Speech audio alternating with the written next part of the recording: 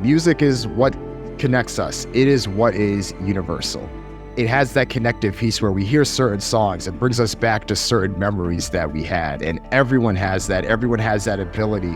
Napster in 1999 and the reaction, the violent reaction of the music industry. Prevent, don't let this happen. Because the industry, for several reasons, does have much of its protection and its guard up when it's trying to work with any of these new platforms.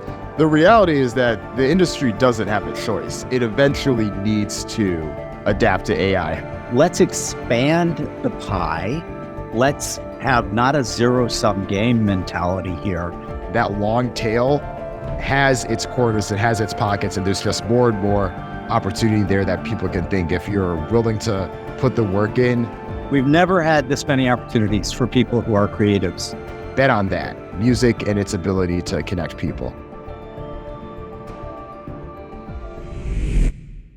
Well, hello, everyone. It's Jim O'Shaughnessy with yet another Infinite Loops. Today, I have one of my favorite people back on the podcast. This man, Dan Runcie, runs Trapital, which has 20,000 or maybe even more readers, that covers the intersection of music, one of my loves, predominantly hip-hop, also one of my loves, and business, clearly one of my loves. Dan, so great to have you back on. It's great to be a repeat guest. I feel honored. Thanks for having me. We have so much to talk about. Going through your stuff, you've been on fire recently, man. And so the first one that I want to ask you about is, can the music industry embrace AI and what's going on in AI? And it has a lot of layers, but I'm going to let you construct our analysis here.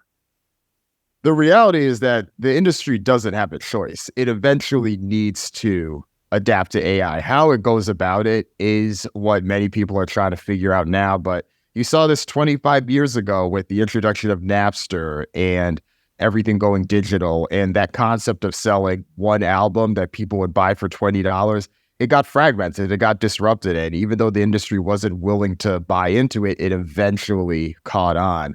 And there was clearly a lot of lawsuits during that era. There was a lot of tension between where consumers were versus what the industry was trying to preserve.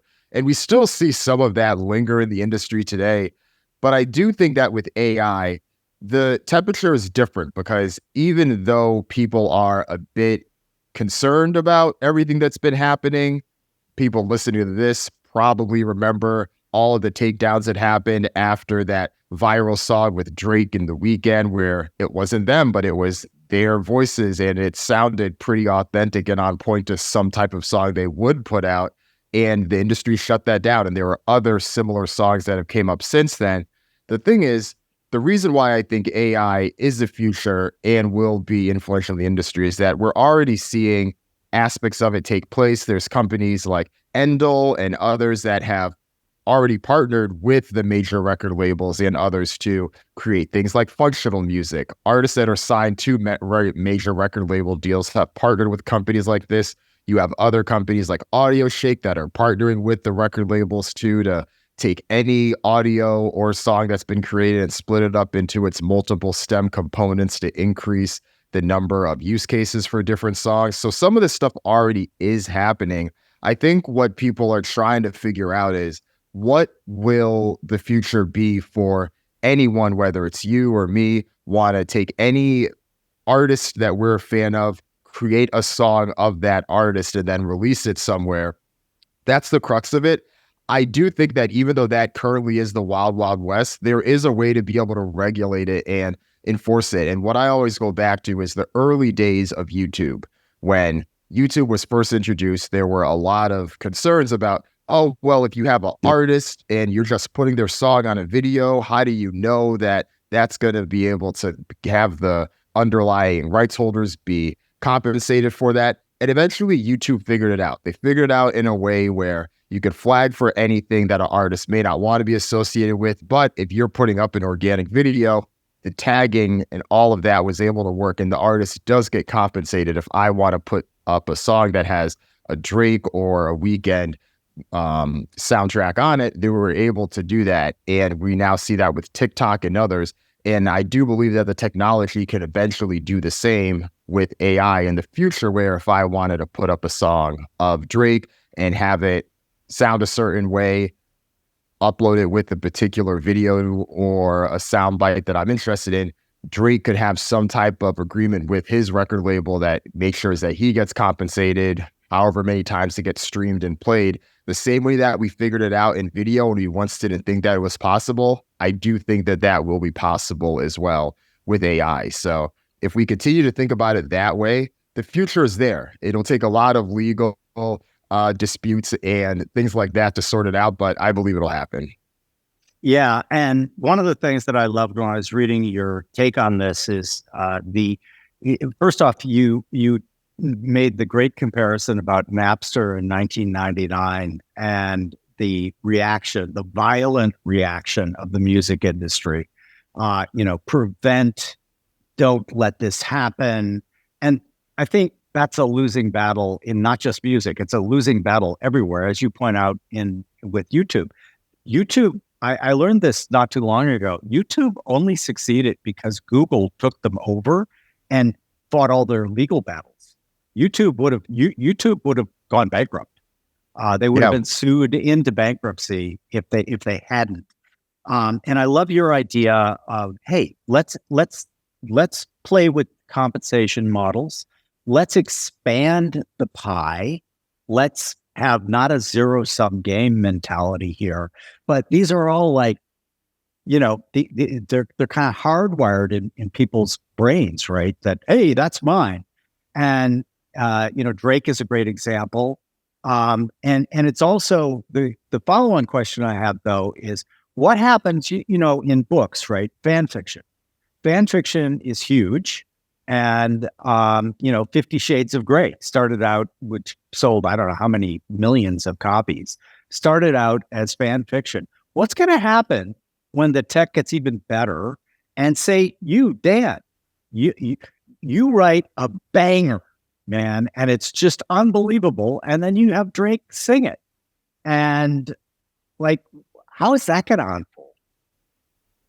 And that's where I think there is a lot of opportunity to see more innovation, because I haven't seen as much happen with that, but that's ultimately where the future of this is. Part of this brings me back to some of the concepts that were quite popular with Web3 when that was all the wave. But one of the things that was important there was, how do you find some way to have a tag that continues? So anytime that a piece has any type of derivative work or any type of repurposing, the underlying person gets compensated. So like you said, if I have a banger article that I put out and then Drake ends up sampling that for something, is there some type of thing that can automatically make that happen so that I don't need to have my legal team go meet with the OVO legal team and everyone that Drake talks to? So I feel like that should happen. The other challenge, though, that I often see when I'm hearing people talk about AI, I hear this about AI overall, not even necessarily with music, but it's holding the technology to a higher standard than we hold people themselves. And in music, what that looks like is, one of the critiques I've often heard about using ChatGPT specifically as a source for lyric inspiration and things like that is, people have often posed the question, oh, well, how do you make sure everyone gets compensated when ChatGPT is using all of the recorded music libraries possible? It's one thing, it can be pretty straightforward if the attribution is clear, where it says, okay, could you make me a song that is derivative of an Adele song? And then I then put the lyrics up. Okay, it's clear that Adele gets compensated or gets some attribution for that. But if I say, can you make me a song that sounds something like a top 40 hit from the 2010s or something like that, it can get much more messy. The thing is, though, that's how actual people make music. If you ask people who their inspirations are, you ask Drake who his inspirations are, he's going to talk about Michael Jackson. He's going to mention Tupac. He's going to mention Eminem, all these people. Are all of those people getting royalties from Take Care or any of his albums? Not necessarily, but we all know where the inspiration is. The artists tell us who they're inspired by, but that inspiration doesn't attribute to them making sure that they pay anyone that their work may have been quote unquote derived from.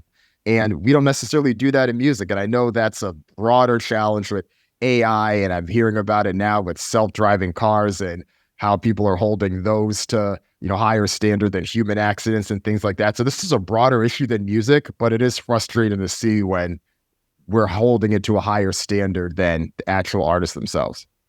Yeah, that's really a great point. And it seems to be at the crux of many of these disputes, not just in music. Like, there's a lot of very angry painters and illustrators and whatnot who are saying they stole my work. And when you try to remind them that, hey, did you ever go to a museum and copy the work of, Rembrandt or Picasso or whatever? Well, yeah. Well, that's kind of what's going on here. And then they just kind of shut down. And so I suspect that, like you, it'll get worked out, and hopefully without enriching the lawyers beyond where they already are. Do you think that there are genres that will adopt more easily than other genres? So, for example, I don't know. Like, I love hip hop and I love EDM, but I also love classical. Not a big fan of country. Is by genre, have you ever looked at that and then kind of thought, yeah, this genre is going to be able to adopt much more quickly to the new world order? I feel historically we've seen hip hop artists and hip hop fans lean into new technology and new formats. We saw this even before streaming. We saw this with ringtones. Hip hop artists were definitely the leaders there, and that whole culture was much more in tune with it earlier than others. Others followed, but it was early there. And I think we saw the same with streaming over the past decade. Those early years, especially that 2014 to 2018, 19 hyper growth period where everyone was, at least in the US and Europe, getting more and more streaming subscriptions. A lot of the early listening was hip hop, and the streaming services leaned into that. And I think with AI, the songs that we're talking about that went viral, it's Drake and The Weeknd. So this is what we see. And these are the fans that also tend to be online more. They're talking about what's happening in music, what's happening in culture. So I feel like with AI and any future development, we'll likely see that there. And I think it extends as well to contemporary and more pop music in general. We've seen artists like Grimes who have said, hey, I'll give a 50% cut to whoever wants to use my music or my name, image, and likeness for a particular song or a track. There's that artist, Holly Herndon, that had said something similar, like, hey, here's what I have and here's what I'm putting out. And I do think that dance music now is starting to have a bit more of that, especially from what I hear in streaming. So that is where a lot of that inventiveness comes. It's interesting that you mentioned country, because I do think that overall it's a genre that does tend to be a bit more traditional in its ways, where even up until several years ago, CD sales were still the dominant way that a lot of the people were listening to country music. But it really wasn't until this past year where artists like Morgan Wallen and artists like Luke Combs have been doing very well on streaming services and reaching Gen Z and reaching fans as well, where now they have younger artists that are leaning into it. But this is now 2023 when this is happening. We had seen hip hop and other genres leaning into streaming early. So I do think that we'll see a similar adoption with both the artist and the fans with AI's future developments. Yeah. And one of the rules of thumb or heuristics that I use is, like hip hop, for example, they're the tip of the spear, and you should watch them very, very carefully, because everyone else is going to ultimately follow, like you just mentioned about country. And if you can get a good bead on, who the real tip of the spear artists are, that gives you a really big advantage to see the way things are going to unfold, I think. And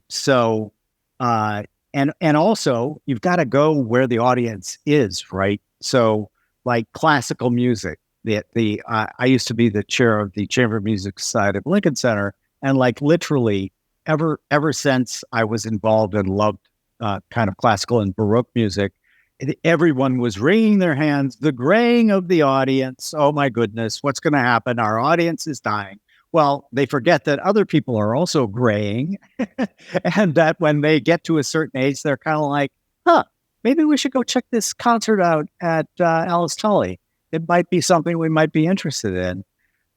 So, the adoption curve looks suspiciously like the tech adoption curve as well, with the younger, more switched on people whose tastes tend to be more hip hop, more EDM, etc., leading the way. Another thing you talk about that I find really interesting is you think that the streaming algos, are getting substantially better. Talk to me a little bit about that. That's one of the things that I think Spotify and Apple Music and Amazon have got better and better at over time. And we've seen a shift where in the early days, there was much more focus on their editorial playlist. You heard much more about the influence of a Rap Caviar or a Viva Latino or any of the other playlists they had, because they were in many ways being the digital streaming versions of radio stations. They were curating what you wanted to hear and they were showing that. The thing is now, the algorithms, because they've had now years of data of our listening patterns and they understand what we want to hear, what we don't want to hear, they've done the thing that a lot of streaming services do where they're going to give you more of what you want. And it isn't necessarily as important for them to show you the newest releases or to put it everywhere. They have mixes upon mixes upon mixes. And I'm talking specifically about Spotify, but I know it exists on the other ones too. If you want to hear your favorite tracks that are your happy mix, your ones that are your 2010s mix and things like that, they'll put that in front of you. And it's done in a way to make you stay. What is going to make you click on the next song? What is going to make you stay engaged? And they have more and more music that's been put up. They know exactly what you may want to hear at particular parts of the day. They line that up. And I think that Spotify Wrapped is its annual flex that it shows you every year of how well it does that. The one that they had at the end of 22, they essentially had MBTI scores at the end where they're showing you your Myers-Briggs classification of you're the type of person that likes this. And they've completely revamped the whole concept of genres and put moods out there and had people think about themselves more from a psychographic perspective as opposed to these broad buckets that radio stations, frankly, were more so focused on. And I think the impact of the streaming algorithms getting better is that increases the stickiness of those algorithms.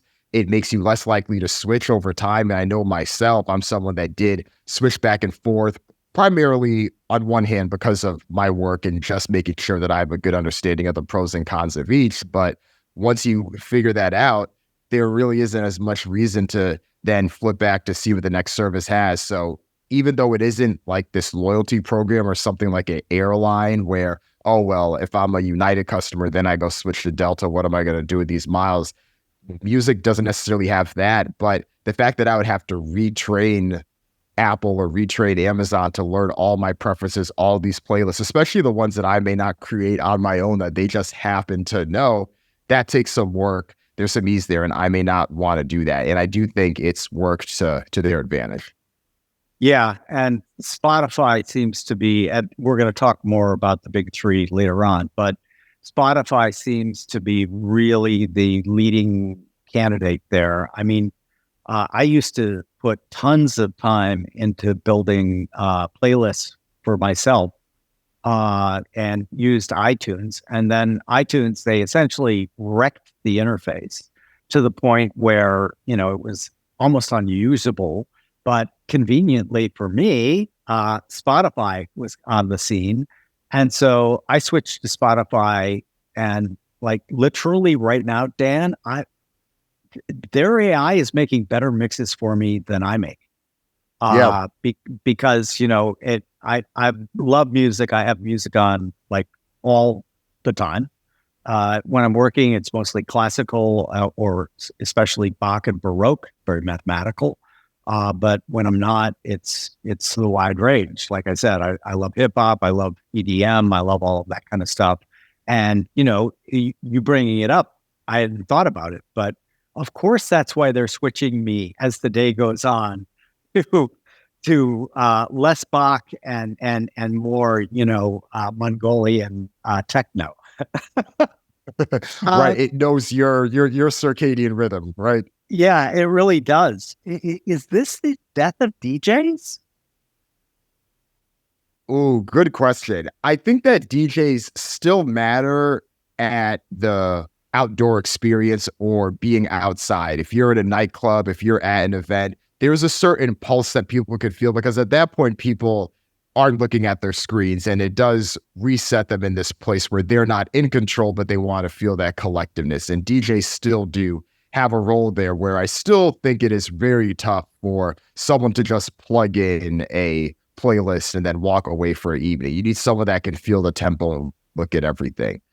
I do think that because everything is on demand and not just in music or audio, I think we see this in video as well. It does shift what curation looks like, where these algorithms do get better and better.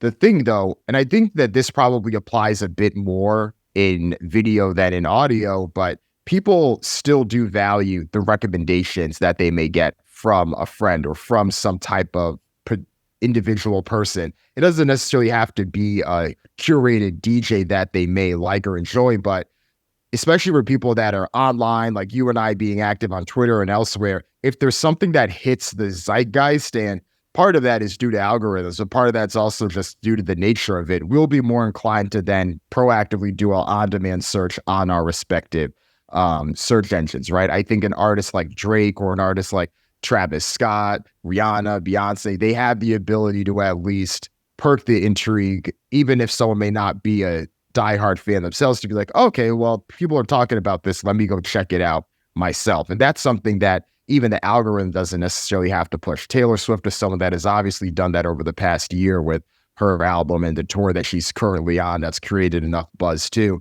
So there still is that mix, but the DJ is less likely required to be this person that is on MTV that is curating their show to show you what music videos they want. It's less likely to be the radio station director that is picking the songs. It's more likely to be either a friend or even a podcaster or someone like that you're interested in what they have to say, or you're relying a bit more on these personalized algorithms that may know you better and your listening preferences better than you do yourself.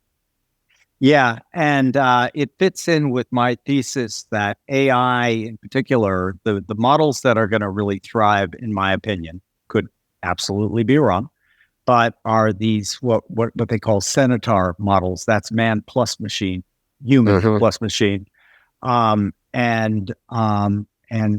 curation, good taste. It's gonna be hard because it's a bit like the Supreme Court justice who opined on pornography. I can't define it, but I know when I see it, right? and that's kind of the power of curation, the power of the working, iterating back and forth with the algorithms. When somebody has really good taste, it's gonna matter. And I love this idea of separating out, like in real life, people are different, right? They're not on screens. They want to be in the moment. And that's where that kind of stuff is going to, I think, continue to persist and maybe even get more popular. Are you seeing a lot of the more switched on artists gaming the algorithm? I would say so, because every aspect of music, every time that there's been some popular medium, the music and the art form adapts to that. And with that, you get people that are trying to take advantage of it. You get people that may do particular tweaks. I'm thinking back to the CD era where it was in people's advantage to be able to either have a few hit singles and knowing that 2 or 3 hits and 15 other songs that you may not be as interested in doesn't really matter as much because you can still sell that $20 product off of those 3 singles. So you saw how the production process was oriented towards that. And then even the whole concept of greatest hits albums and things like that, and artists finding ways to repackage things. One of the less stated things about the CD era is that they actually made more money during that heyday in the 90s from reselling things that were already released on tape and 8-track and other formats and vinyl that they were just putting out on CDs. And I think now with streaming, you're seeing people do the same because it's a complete shift.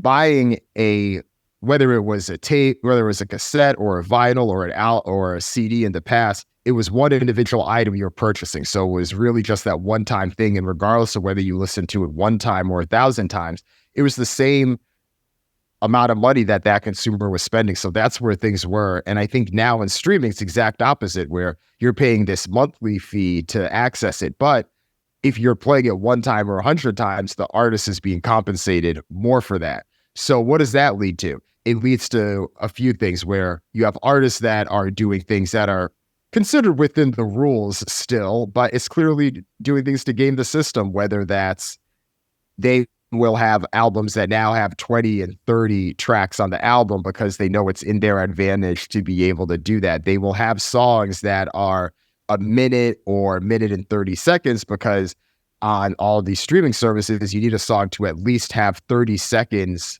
to be played for 30 seconds to count for one stream into its system. So as long as it's 31 seconds or longer, boom, you have a song. So I feel like when I was growing up, there were a lot of 4 or 5 minute songs with 3 verses. Those are rare. Those are few far between. None of those 25-second guitar intros before the lead artist even says the first word. No, we're getting in there and out. And I think you also have people that are trying to maximize the charts for earned media and attention. And Travis Scott's one of the artists I think about as well with this. He actually has an album that's coming out, and it's lining up with some rules that Billboard itself has reintroduced about how artists can try to combine a merchandise product that they have with the actual physical album, even though people aren't necessarily listening to as much physical albums. It's a way that they've done because the industry wants to continue to preserve album sales and report on things that way. So there's all of these little things that artists and the record labels have done because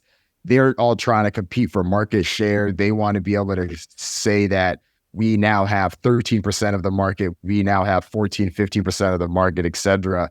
And there are all these things. And I'm sure that as time goes on, whether streaming's model gets replaced by something else, we're going to see even more tweaks. And with this, we also see plenty of fraud as well. There's some artists that have done streaming farms where they just have, songs playing on repeat the minute the song comes out. And then you have super fans that lean into this as well, that will have the song playing on all of the streaming services simultaneously for a week just to rile stuff up. And they have their BTS armies and, Swiftie armies and things like that. So some of it's fun, some of it's a bit of an eye roll, but there's a lot of gamification out there.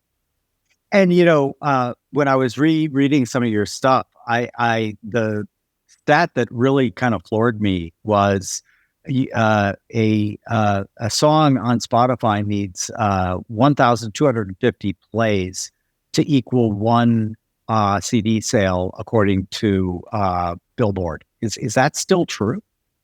Yeah, so that's still true. So if you're using a paid service, that's what they currently require. So it needs to be any number of streams on that from that particular album.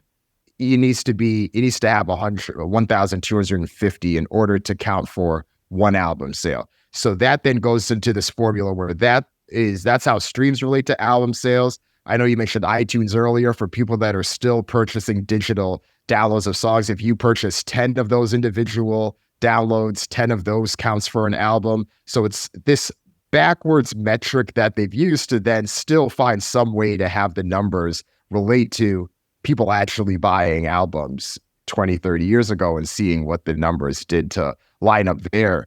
But even if you did the math, I'm not going to listen to one song or any song that many times. And even if I listen to the album once a day for a month, and that album has 15 songs on it, it's not going to equal one full album equivalent unit, as they say. And this is one of the things that's done where it's still heavily and intentionally underweighted. And one of those things is because there's this constant tug of war of wanting to preserve the album sale as opposed to measuring things the way that they are right now, which is a stream. This is how people are streaming music. Yeah, and it's that backward compatibility desire Yep. that causes so many of these problems, in my opinion. Right? Like I launched O'Shaughnessy Ventures because I felt like all the old models were collapsing, and everyone was trying to cling to those old playbooks, and they don't work anymore. And so another thing I love about you is you are very forward looking in terms of like where all of this stuff is going. Let's talk about that a little bit too, because Kevin Kelly has this 1,000 true fans idea, and yet the Pareto distribution pattern, the power law, exists in music seemingly even more than in other things. I saw the stat that was courtesy of you, that 80% of artists on Spotify have less than 50 monthly listeners. Talk to me about that, and like how can people take advantage, artists take advantage of these Pareto distributions, and how can, even more importantly, how can somebody who's not in this part of the power law up here, how can they take advantage of it to try to get up there? This is a huge challenge for the industry right now, but it's also a challenge that requires some context, because the unique thing with audio and with music specifically is that everyone relies on the same platform. And by everyone, I mean Taylor Swift at the top of that power law relies on the same platform, and your cousin that just decided to release a song for fun just to see if it worked is also on the same platform. And it would be akin to looking at all of the people that play basketball and then looking at LeBron James on one end of the spectrum and my nephew that plays in his rec league in Europe right now on the same spectrum, and saying, look at all of the people in the world playing basketball. How do these people get ahead? And the thing is, with the industry, there isn't necessarily a metric that can truly separate what is a true musician, who is a hobbyist that's trying this out, versus who are the people that are doing this full time or try to do this full time, and who are the people that have clearly exceeded beyond that and are stars or superstars in their own respective ways. I know that the numbers are quite staggering, and I think we see this happen in other fields as well. I know in Hollywood there was some stat about how many actors that are part of the Screen Actors Guild that make over $50,000 a year, and it was probably somewhat similar to this as well. So I know that it exists. I think in music it looks a bit more extreme, because even in video, it's not like Netflix content is also on YouTube and is also on TikTok as well. There is a bit of a fragmentation there.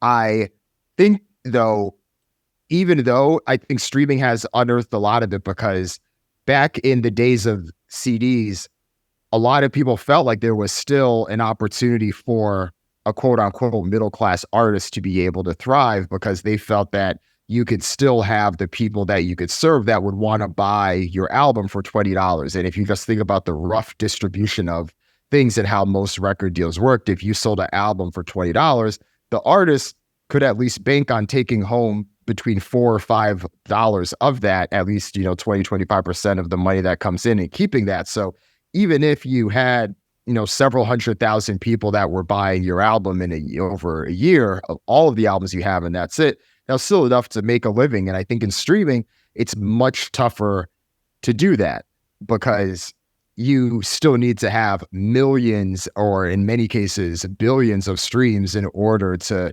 make a healthy living there, because most streams, at least now, and the number does change and it's getting lower, but I believe on a lot of these services, it's less than a third of a cent that you may get for a particular stream if someone was to stream it right now on one of these services. So those numbers need to add up, and artists have a bit more pressure to find other ways to make money there. So it's a bit challenging there. And I think one of the counters that people will often say is, well, today things have flipped because in the 90s, it used to be about you go on tour, and going on tour is a way to promote people to buy your album. And today it's the opposite, where you promote the album because it gives you an opportunity to sell a hard ticket sale.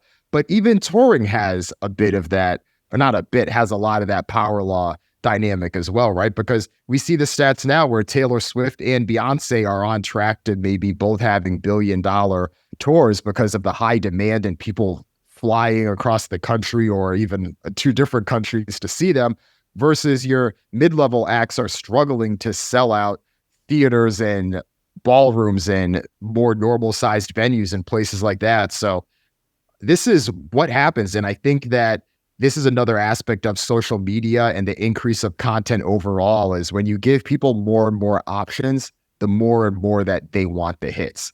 It drowns out all of the noise, all of the different options out there, drowns things out. And when people want to feel like they have something that they can connect with, something they can go back to, you're more likely to see the hits. And I think that's why in Hollywood, you're just going to see more and more investment into these sequels and these franchises that at least bring some type of connection of familiarity. And I think in music, that's why artists like, whether it's Taylor or Drake or even some newer artists like Bad Bunny and others, they are the ones that the industry is betting the house on. And unfortunately for some of those mid-level artists, the dynamics, it's only going one way. It's not necessarily coming back because there is more money that's being invested. So, or more money that's being invested into those superstar artists.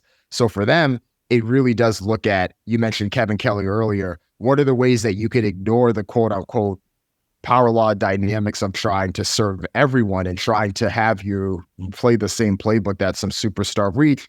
How can you leverage the power of the internet, run a business that may be fairly low cost, but still reach all of those people? It takes a lot of grunt work. Content's one way to be able to do it and get through, but it's a struggle and it takes a lot of work. But that's one thing I've seen from independent artists that have been successful. They do tend to be a bit more active on socials. They do more in-person things, and they're really about the business and managing those in-person interactions, almost the same way that a successful newsletter or a podcaster or any type of creator would be. It's tapping into those things and realizing that you're going to have to do things a bit personal. You may not be able to rely on the traditional powers that be to help you get there. Yeah, and you did a kind of a 4 levels of the creator economy where, you know, you've got a bunch of hobbyists who are people who are just making music or making art because they like to. And then you have the full-time creators who are trying to earn a living with it. And you have the stars, and then you have the moguls. And I thought that was a convenient hierarchy to look at, because one of the things that is part of our thesis at O'Shaughnessy Ventures is that power laws are not going to go away, but the tails are far more accessible than they ever have been in the past. So you can have if we look at a full-time creator, for example, you can, in your little corner of the world, you can have a pretty good life if you can conquer those smaller hills that are further out in the tails. Now, will you become a mogul? Yeah, probably not. I loved the quote from Jay-Z. I'm not a businessman. I'm a business, man. So yeah, I totally agree with that. And that doesn't mean, though, that the full-time creators can't put together a really nice living, practicing and using their art to make that living, which I think is a net positive. And yeah, you're always going to see, like, all of a sudden we're seeing, and it's mostly hip hop, and correct me if I'm wrong here, Taylor Swift would be an outlier that wasn't hip hop, but like they're all becoming billionaires, and they're becoming billionaires not necessarily on the sale of their music. Talk to me about that a little bit. Yeah, one of the sayings that we started with Trapital, and really being a testament to a lot of the work we've done, is calling out that artists become millionaires selling music, but they've become billionaires selling product. And that product can be several things, whether you look at someone like Jay-Z or you look at someone like Kanye West or Dr. Dre. They leverage their music millionaire platform of being this recognized name to have done so many successful things. And they leveled that up into selling products where Jay-Z has bought and sold liquor companies. He's bought and sold streaming services and has had success in several of those different areas. He has his own entertainment company as well. You see Kanye West, obviously a much more controversial person, but we saw the success of Yeezy sales make him a billionaire. And there was a product or / creator market fit that aligned with him where he always talked about fashion. We saw how important it was. So him having a successful sneaker line lined up with him. And then you look at Dr. Dre as well. We know how important audio is and how much he thinks deeply about music. And in the early 2000s, both him and Jimmy Iovine look at the success of the iPod and they're like, okay, this device is great, but these earphones are shit. How can we actually get something good that we can hear this music on? And that sparks Beats by Dre. And then they are able to grow that. It becomes a phenomenon. And then they sell it to Apple for several $1 billion.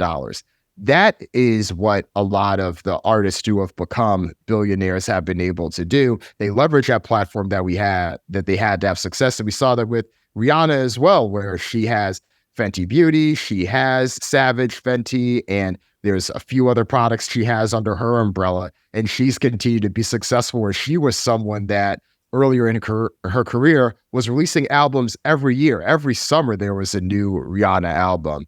She then focuses on this company. It gives her all the success. And she really hasn't made much new music in the past 7 years now. And we are not surprised why, because now not only is she selling it as a family, but she was building these two successful $1 billion companies. There, of course, are caveats with this where we have seen artists and moguls who've been extremely successful without this. I wouldn't be surprised if someone like Taylor Swift becomes a billionaire off of music itself, just given the success that she's had with these re-recorded albums, which I think, at least from the numbers I've seen, it worked out to her advantage to not have bought back her masters, but now make all the money from these new releases and everything else, which could net her that, plus how much she'll gross from this tour that she's on now. I think Beyonce could be on a similar path, especially on a touring perspective. But then we've also seen artists like Birdman, him and his brother, co-founders of Cash Money Records. And even though they may not be billionaires themselves, they still have this cash cow asset of one of the most recognizable record labels that has brought us Drake and Lil Wayne and Juvenile and all these other legendary artists. And they can take that. And he said that, hey, these masters earn us $20 to $30 million a year. And there's so many ways that we can use it. That's the value of the music. Of course, it can make you a millionaire, but it's up to the artists themselves, because kind of like we're saying before, that's part of that long tail mentality. You may not want to reach the highest of heights levels to become this full-on mogul. You don't necessarily need to do that, but there's plenty of success to be had elsewhere. And that flexibility is one of the things that I think really makes this era cool and interesting. So I know that people have had several frustrations about the way streaming works from a compensation perspective, but I do think it's opened up broader monetization opportunities. And especially when we look at the wave of music catalog sales and acquisitions over the past 3-4 years, that wouldn't have happened if it weren't for streaming and the ability to see songs continue to accrue revenue beyond the initial purchase. Yeah, and so that leads me to like 3 thoughts that I want your insight on. The first is, given the tools, given the platforms, given all of those things, how long is it going to be before the artists themselves are just like, I don't need a record company. I'm just going to have my own label, and I don't need the intermediary. So that's kind of question number 1. Question number 2 is Kanye is a great example of this. When you are so highly associated, if there's a single point of failure, right? And with an artist like Kanye, with all artists really, if Taylor Swift suddenly starts going crazy, that might affect her sales and her other enterprises. So there is that bigger risk, if you will, that's always implied because the artist could take a wrong turn, right? And that can evaporate support really quickly. And then the third observation is, are Bowie bonds going to still be a thing? And I'm referring to David Bowie, who famously was one of the first. That guy was from a different planet, as far as I'm concerned. Like, if you see the 1989 interview with him and Jeremy Paxton of the BBC, like, he nails the next 30 years about the way everything's going to undo. But are those sustainable, or are we going to see different remixes, as it were, to all three of those? Oh, yeah. Wait, remind me, the first question again? The first question is, when are we going to see the artists, at least the ones who achieve mogul status? When are we just going to say them? They're going to be like, hey, fuck you, record company. I don't need you.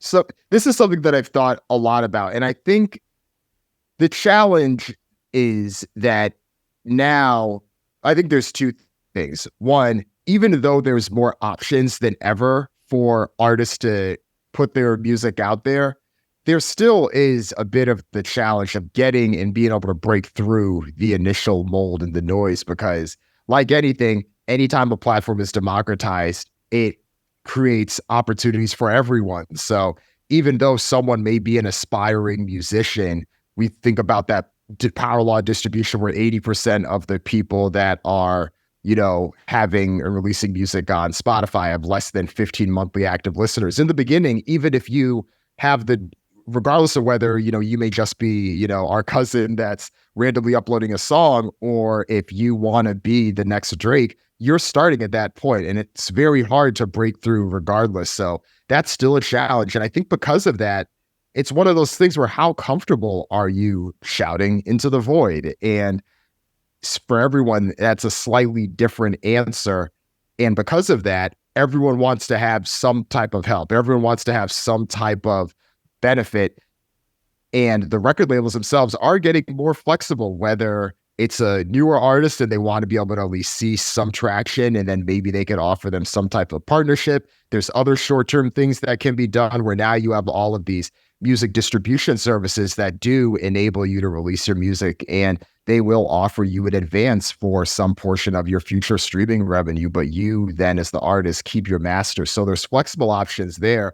The thing is, though, I'm glad you mentioned the mogul piece, because the record labels have shifted their model when working with those moguls and those top tier stars. Those top tier stars no longer they've essentially been de-risked, and the record labels know that. So because you've been de-risked, it's very hard to justify taking 80% of their future revenues after the advance has been cleared. So now those agreements look more like licensing deals, where they may license the master recording of the music to the record label for a short amount of time, but it then reverts to the artist afterward. And those splits are much more favorable. And that's why we've seen artists like Drake and The Weeknd, and even more recently, Taylor Swift, when she was a free agent 5 years ago, she decided to sign with Universal Music because they offered her a very favorable deal, that it still made sense to use their resources because they are, one of the three companies that's in the best of the world at what they do. And they were willing to offer Taylor, hey, we'll do this for you. We know you have a strong team in-house, but we can still, there's a right number for everything. And I think that's what the record labels have found out. And that's why still at the end of the day, people are still willing to do that. It's a bit similar to people who may be writers, and even though you can do well and have your own individual niche on Substack and others, some people want to continue doing that. They like the independence and they like doing all the other non-writing things. But some other people, they just always dreamed of, writing for the New York Times, writing for the Wall Street Journal. And there's still some artists out there that they do get a bit starstruck when they walk through the record label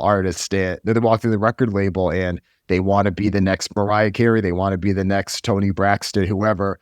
The industry dynamics make it a lot tougher for anyone to reach those heights again, but that dream is still being sold. So that's the first question there. Why I still think it happens. I think we have seen plenty of individual success stories, but to be frank, we haven't seen any individual success story without a label that's performing at the Super Bowl, that's performing, that's selling out football stadiums around the world and things like that. So there still is a bit of that difference there. So and what about the idea of the Bowie bonds? Are those going to persist, or are those going the way of the dodo? I think that with Bowie bonds, it was ingenious when it happened, because Bowie, of course, said, "Hey, I know how valuable this is. I know how much my fans want to be able to buy into this, or whoever wants to be able to buy into this. Let me securitize this asset moving forward." And it worked out quite well for him. And I feel like in that era, we saw people like him, or even how Michael Jackson and the Beatles moved, and others, and Prince as well. They were artists that saw the forest of the trees and were like, "Hey, we're going to do this our way. We don't need to do it the other way." What I think is cool now, we're seeing many more options for artists to explore different financial opportunities.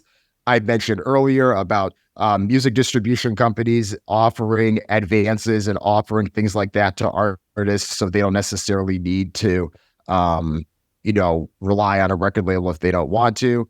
I think we've also seen deals where artists are selling whether it's half of their ownership of their music or their publishing or their catalogs, to these music investment firms, which a lot more of them have popped up, especially as streaming matured, especially as interest rates were lower for the time that they were. And a lot of that also is recognizing how the environment shifted, because it's no longer about trying to sell that initial album. How do you get people to stream your music on a regular basis? How do you find opportunities to have your music have placements in movies, TV shows, other sync opportunities? That's where the long tail is. That's where I think there is a lot of opportunity for not just the artists, but also the investors who are smart with it. And I think the arbitrage in that space specifically are the investors that aren't as caught up in the big names as others may be, because I've seen it myself just analyzing the space. I think that there's certain companies that can end up in competitive bidding wars with others because there's a big name artist that is selling their catalog or selling their rights, and everyone wants to be able to say, "Oh, we have so-and-so," no different than a record label that may want to sign so-and-so. But there's other companies out there that ignore all of that. They want to look purely at the numbers and don't care if you're a big name or you're not. It's a bit of that. It's a bit of the analytics era of how analytics in sports and other places have changed how we look at NBA and NFL teams like that. I think you're seeing a bit of that Moneyball mentality in music too. And I think a lot of that is derivative from Bowie bonds. Yeah. Are we going to see the end of the superstar? I mean, like I was thinking about the Beatles, for example. Like I think I asked you this in our first chat. Like, is there going to be someone who's 12 years old right now who's going to be as big as Jay-Z or Beyonce or any of those superstars? Or is the way the world is splintering making it going to be much more different? I think about, like, I'm fascinated by the move from broadcasting to narrowcasting. And like I Love Lucy had at its height something like 65 million viewers. And the closest analog recently was Game of Thrones, and they had 18 right. million. Are we gonna see that kind of splintering effect, and so there won't be any more Jay-Z's or Beyonce's, or do you think they'll persist? I think the splintering effect is true, because what it turns it into, it turns it from a superstar to everyone in this monoculture aspect to a superstar to me or a superstar to you, where because of the bubbles we're in, something can seem just as big as it was. I think you and I both are in circles where a show like Succession seems larger than life. We see the memes, we see everyone talking about it, it comes up in discussion often. If you look at the numbers for Succession, it is not that high. Other shows like Yellowstone gets more viewers than Succession. Even The Masked Singer and Dancing with the Stars and shows like that can still get more viewers than a show like Succession. But to us in our circles, we're talking through the jokes. Our Twitter algorithms are programmed to know that we are wanting to converse among the type of people that would discuss this on a regular basis. And I think that's how culture and music works in the same way. I don't think that we'll ever see another group of people like the Beatles or another act reach that same level of Beatlemania, even though Taylor Swift herself isn't reaching quote unquote Beatlemania numbers. It still is as impressive as it gets for this era. And for the people that are Swifties that are interested, it feels like Beatlemania to them. It feels like Beatlemania for this era. Another concept of this is people have often talked about a song of the summer, or rather the song of the summer. What is that? And how that concept, it used to start where it was this universal thing where, oh, you could always remember that summer of this year when that was the only song that you heard that played year in, year out. Now, the song of the summer can be very different things depending on who you talk to. I asked this question on Twitter the other day. I asked people, I mentioned this artist earlier, Morgan Wallen. He has a song Last Night. And I said, this is, if you look at the data in 2023, this is the song that has the most on-demand audio streams in the US of any song so far. And I said, how many of you have heard this song or streamed this song? 77% of the people that followed, that responded to the poll said no. And I think there were around 200 people that responded to it, but I am more asked it as a reflection of my audience, my social graph, and the people that see it. And I think if you ask that question 10 years ago, 5 years ago, I think that number, that 77% would have been a lot lower. But if you ask it 5 years from now, it probably will be a lot smaller too, because that's the way things seem. Even though a lot of people in my followers in my neck of the woods may not listen to that song, there's clearly a faction of that people that they drive out in their neighborhoods or they hear that song and that is their song of the summer, even though for me, it may not feel that way. And that's what's changed. It's superstar to me. It's song of the summer to me, not necessarily in that global or even nationwide perspective. Yeah, I think that's very insightful. And a lot of that, I was reading about the TV show Mad Men. And so Mad Men never had a big audience, ever. But the audience it had was the most desired demographic by advertisers, right? It was super highly educated, super rich, super urban, all of these things. But will that still work if ad models start to collapse? Or do you think that we'll still see that kind of persistence around people wanting that highly targeted audience? I think we'll still see it. And I think it'll look even more fragmented in different ways. I look at the advertisements whenever I see a golf major that comes out, right? It's like all of these people have their, tag or their Hublot or whatever watches that they have because they know that golf audience is older, it's richer. These people have money, right? And I think you see this with podcasting too, where you listen to some of the ads that may be on a show like Acquired or Invest Like the Best and others. There's only a certain number of people that are going to be like, oh, I want to go work with a company like Tiny because I want to go acquire or sell a business, not to go give a free ad to Tiny, but that is a highlight of that, right? Like that's even more niche where I don't think you would see Tiny do an ad for the Masters, but for this podcast and just the nature of who they listen to, I think so. So it looks different where you could probably even get more bang for your buck because of how fragmented things are. So I think we'll still see that. It'll look different though, right? I'm glad you mentioned Mad Men. I loved that show, and I think that applies to it. And that was even more different because that was a cable show on AMC. And yeah, I don't think AMC at the time was even known for having this highbrow content and having a HBO type of show, but a lot of people passed on Mad Men, and it worked to their advantage. Yeah, and it's as I outlined earlier, my thesis is that you're going to probably see more Mad Men's, not less, because we now have a much smoother distribution pipeline. And let's shift gears to that distribution pipeline. You have written that the three big players are Spotify, YouTube, and TikTok. Talk to me about the comparative advantages that you see in each one of those. And like, I hate turning things into a horse race because, they can all do well, right? But outline it because I read your piece and I found it fascinating. So if you would, for our listeners and viewers, that would be great. For sure. And I do think that all three of these companies can do well because even though they do compete, they're slightly different lanes. Spotify is the most unique out of all of them and does well because it's audio.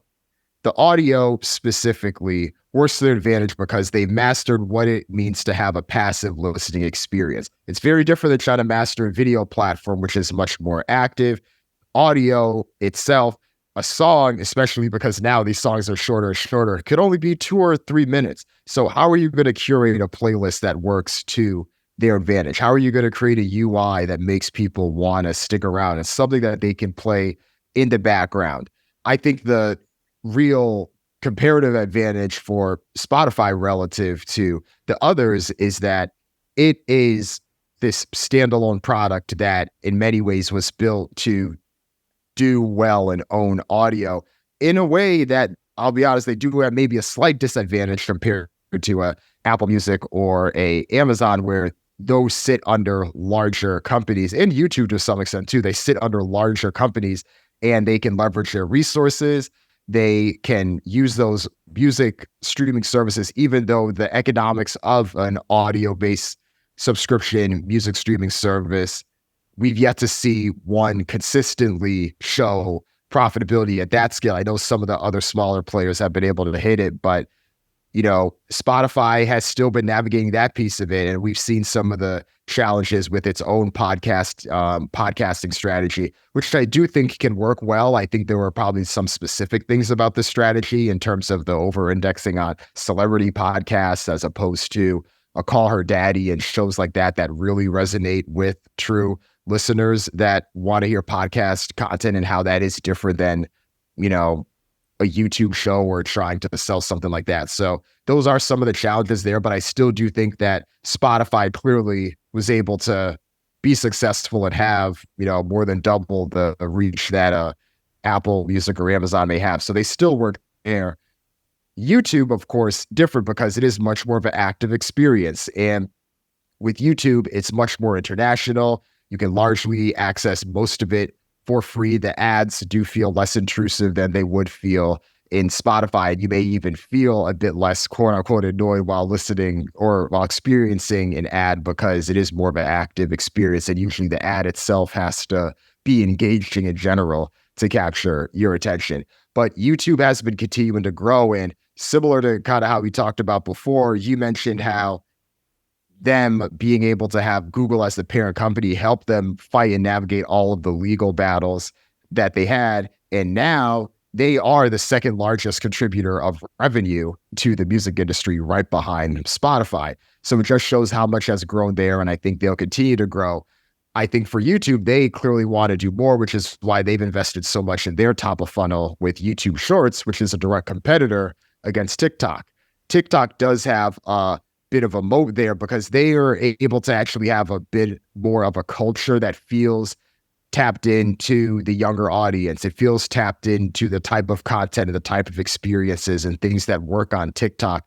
And that TikTok experience is a bit less transferable than others, because I know a lot of content creators that try to repurpose things, and something that may work on YouTube Shorts could also work on Instagram Reels and vice versa. And things that work on TikTok can work well on other platforms, because we often see viral TikToks show up on other platforms, but you rarely see the opposite. And that's because TikTok does just have a bit more of that stickiness, a bit more of that unique culture that's there. And it's proven itself to be the top of funnel for the music industry. This is where so much music discovery happens, and rightfully so. ByteDance, which is TikTok's parent company, is exploring its own music streaming service because it wants to be able to not just send that music discovery audience that it creates elsewhere. They want to be able to capture more of it themselves.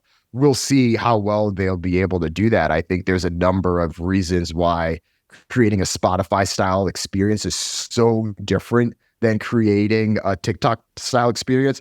But we're seeing the same thing that we saw with social networks, right? Everyone's trying to compete with each other. Spotify's testing out TikTok style feeds for people to view its content because Spotify wants to be more, wants to have more of its offering that is top of funnel. We clearly see TikTok trying to have its own streaming service. So we've seen playing those challenges. I think the one difference that TikTok is currently navigating that Spotify and YouTube have already solved is having the record labels feel like they're contributing their fair share to the industry. There was one number that stuck out to me from a recent report that Goldman Sachs had put out. They have this music up in the air report they put out every year.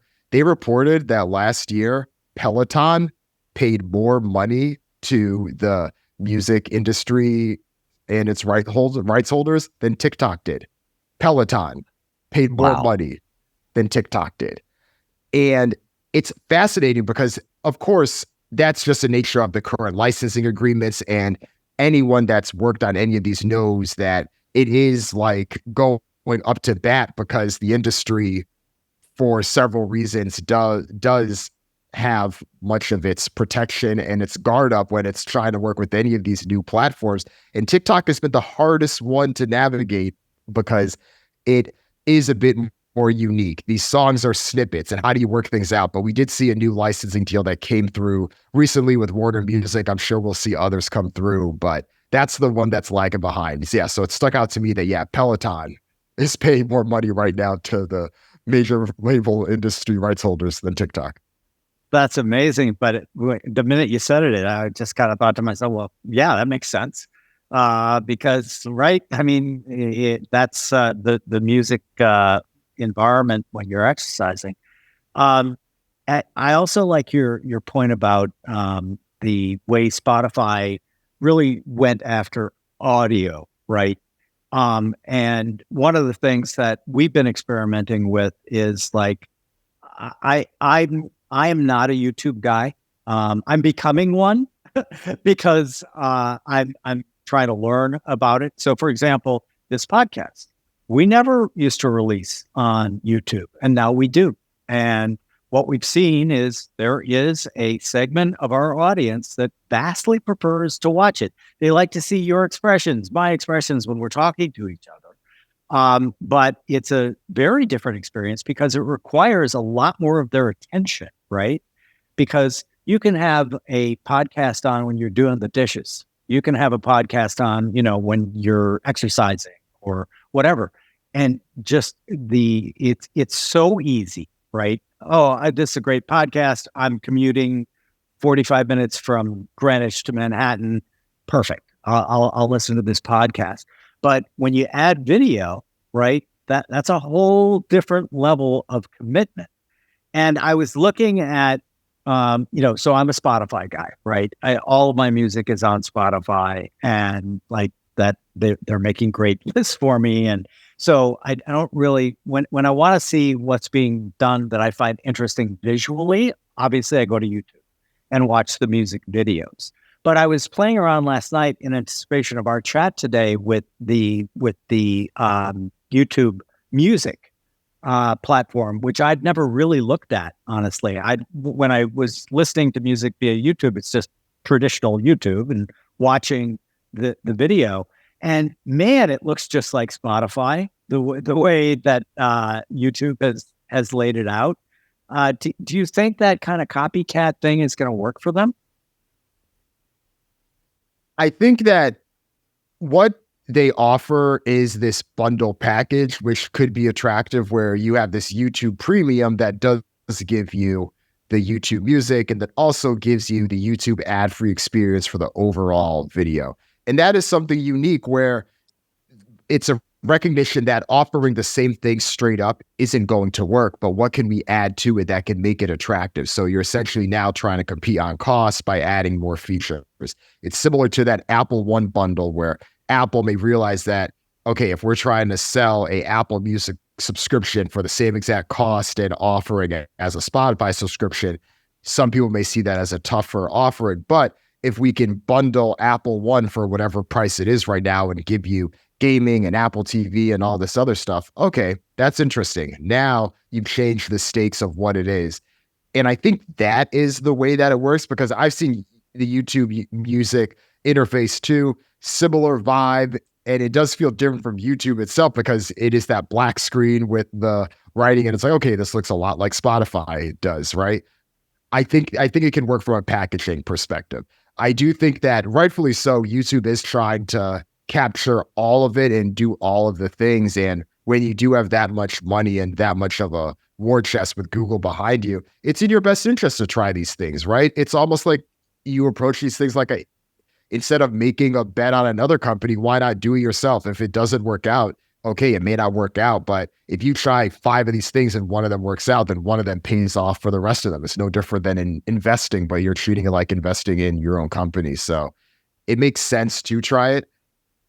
I think it still may be a bit tough where I don't know if that bundle will necessarily pull in the person that is doing the commute from Greenwich to Manhattan, or the person that wants to listen to podcasts while they're working out or whatever it is. There still is a value for that audience. But if you're able to lock in someone in that younger generation now that values that YouTube premium experience and all of the great rich content that's out there, you could lock that person in for a while. And that speaks to the fragmentation of the audience where, you and I as podcasters thinking about this similarly where, okay, I know that the core thing may still be the audio for the Trapital podcast, but if I at least know that I'm having something that seems attractive to the people that may be valuable someday in this demographic, then that's going to make it more advantageous and more attractive for them. Yeah, and you said something there that made me think of the next question, which is, YouTube is the great example. They're backed by Google. They've got gobs of money. They can try a bunch of different things, and if it doesn't work out, it doesn't work out. How difficult does that make it for the new entrants into this marketplace? We always say, "Oh no, they've got that market locked down," and you always hear that right about the time that it's like iTunes. Great example, right? iTunes owned music. They owned it.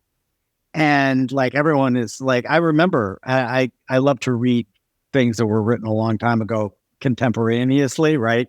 Because everyone was saying, you'll never dislodge iTunes. They have a stranglehold, and along comes Spotify.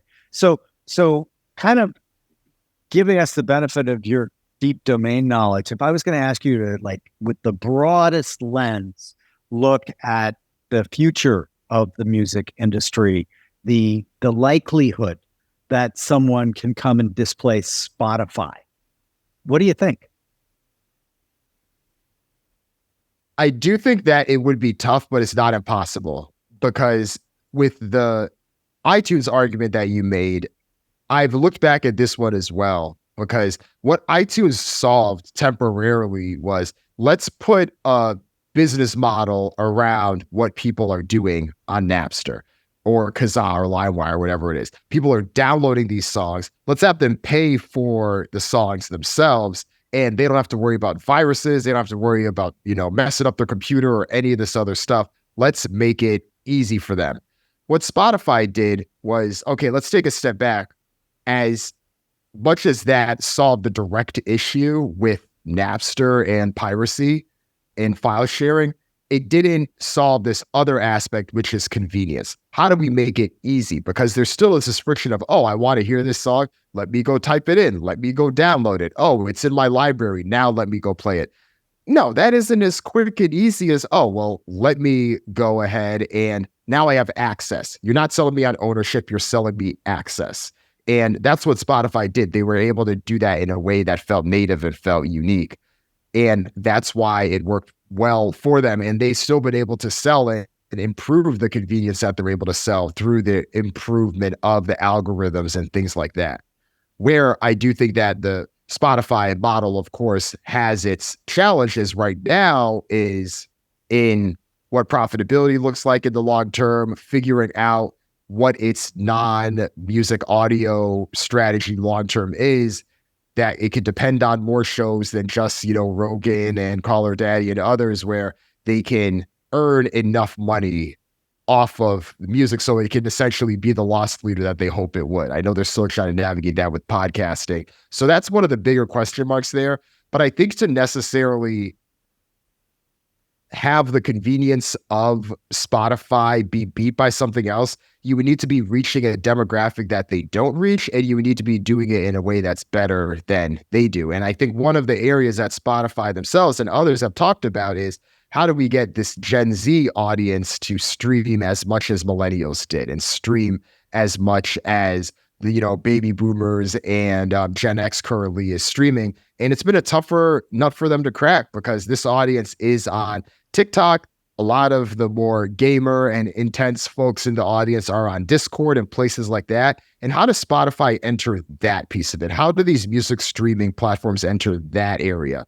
So if there is a platform that is more centric in those areas, that could be really attractive.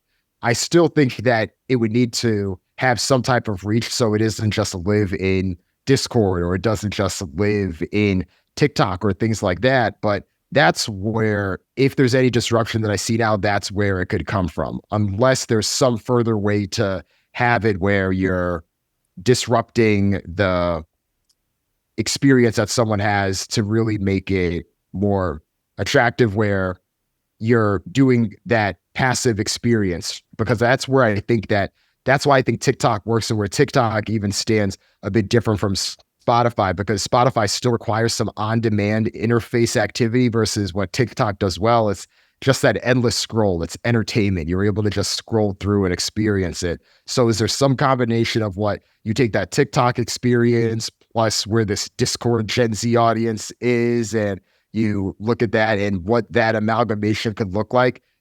I would bet money that that's where disruption comes from, but it may take some time. Yeah. And the other point you made, I think, is very worthwhile, and a lot of people don't necessarily automatically think about it, which is the business model. Coming up with a new business model that actually makes sense can be a game changer, right? That's what Apple did with Napster, right? They essentially said, "Yep, you don't have to worry about all of the viruses. It's convenient. Right. It's very easy to use." And you had a line which I loved, and you were talking about somebody who works at Pandora but listens to Spotify because it's just so much easier. So, the more profound, Arthur Kessler had a great quote, which is, the more profound a discovery or an innovation, the more obvious it appears afterward. Yep. And so, like, it's so easy to be a Monday morning quarterback and say, well, of course, Spotify, like that was obvious, right? No, it actually wasn't obvious, which is why Spotify has done so well. So what else do you see on the horizon? You've mentioned podcasts several times. Do you think that the streamers will get a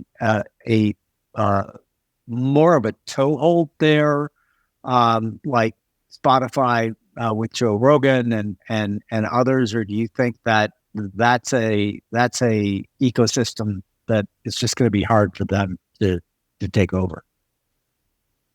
I do think that it will be still hard, but I'm still bullish on podcasting overall. I just think the way that Spotify and others had went about it wasn't the exact way that they should. Like, let's say that more money was invested to target and keep shows like Rogan or shows like Call Her Daddy. I even look at a show like Joe Budden that was quite successful on Spotify, but he said himself that, hey, they didn't want to pay me the money. They wanted to pay, shows to Amy Schumer and Kim Kardashian and the Obamas and shows like that just didn't quite take off in the same way. And, he since went independent as a podcaster himself.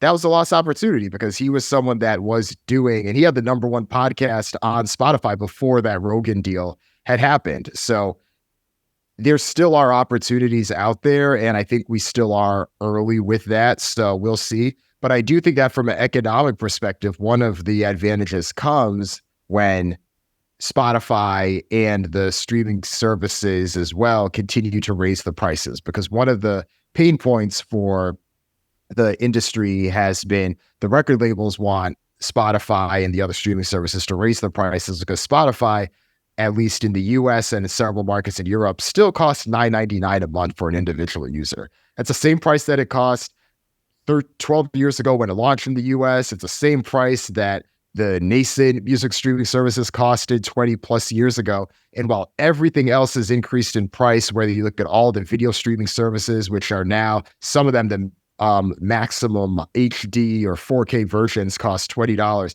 Spotify's still charging $10 a month. And it's this tension between Spotify wants to continue to grow at all costs. The record labels want to now continue to also get their revenue, but because the rate of growth for paid subscribers for streaming services is starting to slow down, we're starting to see more and more concerns. We're starting to see more question marks that didn't necessarily come up in that 2014 to 2019 run, where it was just in this fast growth stage, because even though the revenue shares were roughly the same, the service was, just growing at such a fast rate that the more money was coming in. And that's not starting to be the case anymore.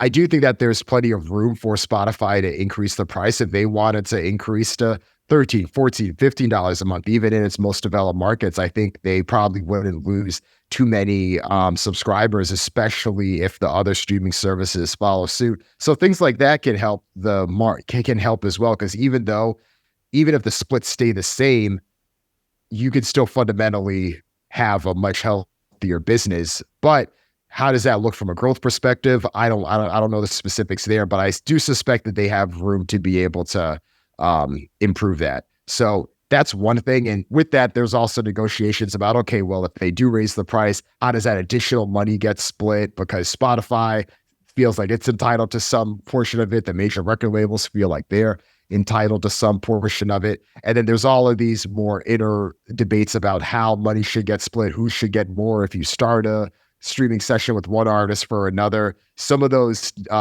things can get a bit in the weeds, but overall, I do think that raising the price for the services could help both Spotify and the industry overall be even healthier. Yeah, that's a very interesting idea. Normally, in the old, again, I said all the old playbooks were collapsing, right? And like the old playbook was always start at the highest price because you can only lower prices, right? And I don't think that that's necessarily true in this environment because of just inertia, right? Like maybe I'm not the greatest example here, but like if Spotify started costing me $14.99, like big deal, right? Like I'm not going to make the effort because all of my music is there, and they have fine-tuned their algo on me to the point where it's making better selections and mixes for me than I have. And it's like really exciting, when I see the most recent one, I'm like, man, their hit ratio for me, right, for personalized for me is so perfect. That's a big moat, I think. Yeah. Well, listen, Dan, your domain knowledge here, and obviously I happen to have the similar. I certainly don't have your domain knowledge, but a similar interest in the intersection of music and business. So what's next? What's next for you? What's on the horizon for you and your company?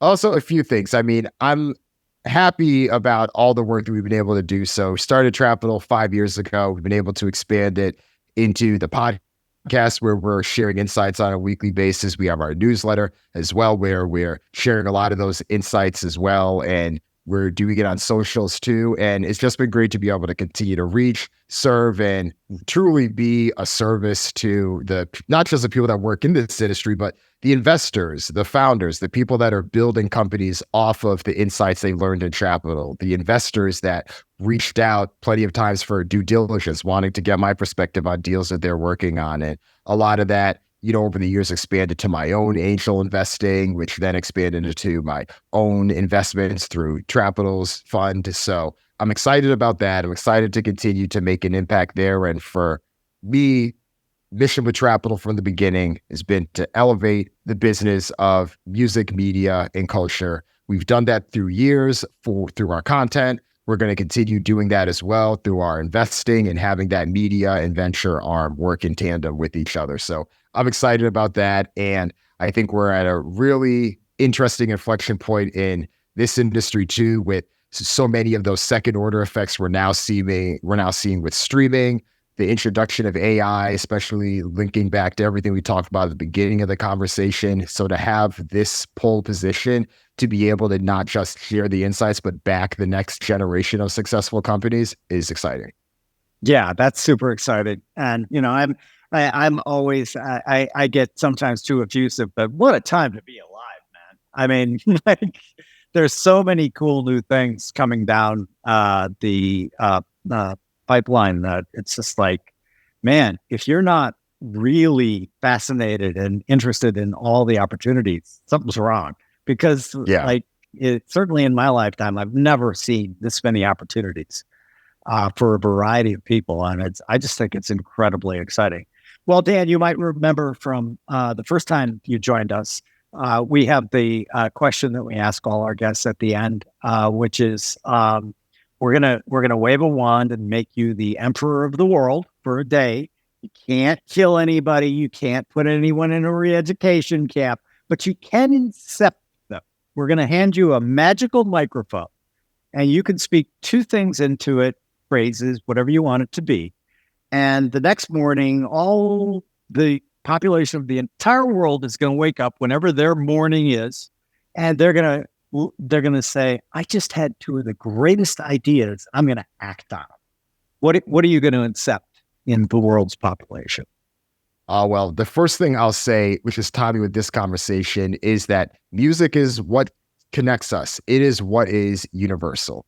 Whether times are good, whether times are bad, it has that connective piece where we hear certain songs. It brings us back to certain memories that we had. And everyone has that. Everyone has that ability. And think about how powerful that is. Think about how powerful that can be, from what it could inspire for you to want to do and achieve different things. What could that bring from being able to think about new business opportunities? What could it bring from, oh, let me go check in back with a friend or someone I haven't seen before? It's universal in that way. And I think it creates both, professional and personal opportunities there. So that's the first thing that I would say. Bet on that, music and its ability to connect people. And then the second thing that I'll say, thinking a bit more broadly with some of the themes of this conversation, is that the world out there is bigger than people think. And I say that because with the work that I've done at Trapital, I get, whether it's emails, cold messages, quite often from people that will either say things to me about, oh, hey, decided to launch this business, or we decided to do this, or I got this job or this promotion because of insights I learned from the work that you were doing or the work that you all were doing at Trapital. So I share that to say, not necessarily as a self-promotion for anything we're doing, but it's a reminder for all the founders and people out there. The world is bigger than you think. The corners of people that you're trying to reach are there. And like you said earlier, Jim, that long tail has its corners, it has its pockets, and there's just more and more opportunity there that people can think. If you're willing to put the work in, I do believe that you can find success in the areas that you want to. Love it. There's gold in them, their tails. So we've never had this many opportunities for people who are creatives, I think. And so it's a really exciting time. Dan, remind everyone where they can find you, where they can find Trapital, et cetera. Yeah, so you can find me pretty active on Twitter, Dan Runcie, but it's at Runcie Dan, so at RUNCIEDAN. And then if you're listening to this, you probably enjoy podcasts too, so go ahead and check out Trapital. We have episodes that release every Thursday, and we're sharing insights and having conversations like this on the future of music, media, and culture. Yeah, it's a great podcast. I highly recommend taking it in. Well, listen, man, always a pleasure to talk to you. And till next time, thanks for coming on. Thanks for having me.